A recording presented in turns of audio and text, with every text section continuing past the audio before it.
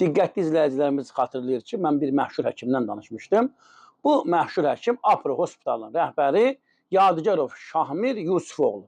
Adam bir şəhid ailəsinin torpağını alır, min bir hiylə ilə, hədə ilə, qorxu ilə, dəyərindən qat-qat ucuz qiymətə və o aldığı qiymətin də pulunu canı çıxa-çıxa şəhid ailəsinin həyatını zəhərə döndərə-döndərə ödəyir. Mən bununla bağlı yayımda danışdım, əziz dostlar. Çox dəyərli bir insan, adını çəkmədiyim bir insan, mən ona xüsusi bir hörmətim var. Məsələni götürür nəzarətə, şəhid ailəsinin məsələsini təxminən 70-80% həll edib. Xülasə adamlar barışırlar. Deməli, bu hörmətli Apro Hospitalın rəhbəri Yadigarov Şahmirlə bağlı dəyərli dostlar, şikayətlərin arası sırası bitmir. Vətəndaşlar, sahibkarlar adamdan şikayət edirlər. Bugün redaksiyamıza daxil olan bir şikayətçi, injinerik şirkətinin rəhbəri gəlir, müraciət edir. Deyir ki, 3 ildir adamın mənə təxminən 150 min manat verəcəyi var. Mən Apro Hospitalda havalandırma işləri görmüşəm. 150 min manatdan artıq pul xərcləmişəm. 3 ildir adam bu ay, gələn ay səslər göndərib mənə. Sənəd hazırlayacaqlar, imzalayan. Pul olan kimi də yəqin ki, bu günə gözləyirik, oturdu, oturmadı.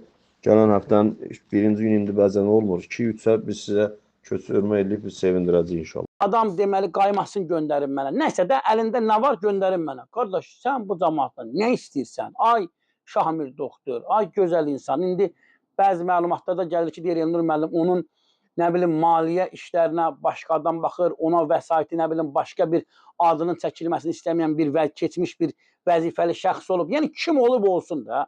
Qardaş, sən şəhid ailəsini incit, sən sahibkarı incit, sən vətəndaşları incit, sən nə etmək istəyirsən? Təkrar qeyd edirəm. Keçən dəfə o şəhid ailəsinin problemin həllində adını çəkmədiyim o dəyərli insan və elə Yusuf dayının da böyük rolu olub.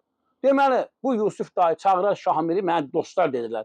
Gürcüstana, orada danlayar, deyər, qardaş, sən cəmaatın haqqını niyə yeyirsən? Niyə vermirsən cəmaatın haqqını?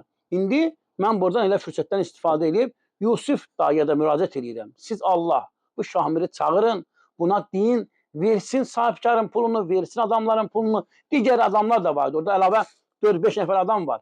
Gəldilər, mənim vaxtım olmadı onlarla görüşəndə ki, biri deyir, nə bilim, mənə 5 min borcu var, biri deyir, mənə 70 min borcu var. Ha, qardaş, maşallah, bütün romanını almışsan, romanını. Danışacağım oradan 5 mərtəbəli binanı 7 mərtəbə eləməyindən, orada qeyri-yaşayış yazıblar mənə, qeyri-yaşayış sahəsi üçün olmanı yaşayış üçün eləməyindən, nə bilim, orada yazıblar mənə su anbarının, Apro Hospitalının su anbarının üstündə, nə bilim, orada konferans zalı tikirsən, nə bilim, nələr də nələr.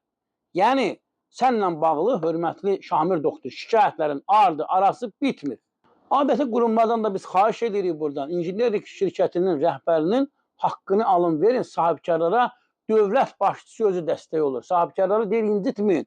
Sahibkarlara yönəlmiş o çirkin əllər gərək kəsilsin. Sahibkarların, qardaş, anasını niyə ağladırsan? Niyə zülm edirsən? Ay Şahmir doktor, ay Şahmir həkim, ay Şahmir iş adamı, nə bilim, nə deyək? Onunla da orada bir köməkçilər də vardı. O vaxt mənə də zəng eləmişdilər. Danışanda Şahmirdən elə danışırsınız ki, Şahmir doktor sanki elə bir süddən çıxmış ağ qaşıqdır. Mən bütün yayımlarda demişəm. İndi də deyirəm ki, qarşı tərəf olaraq gəlin, mövqe bildirin, siz də danışın. Siz də deyin ki, niyə sahibkarlar bizdən şikayətçidir, niyə vətəndaşlar bizdən şikayət edir. Cavab haqqınızı tanımağa hazıram. Amma bütün hallarda vətəndaşlar bizə şikayət edirsə, sahibkarlar bizə şikayət edirsə, bir zəhmət sizə adamların haqqını qaytarın. Belə dostlar, yayımlarımız davam edəcək. Yayımımızı bəyənin, paylaşın, kanalımıza abunə olun. Sağ olun, sağlıqla qalın.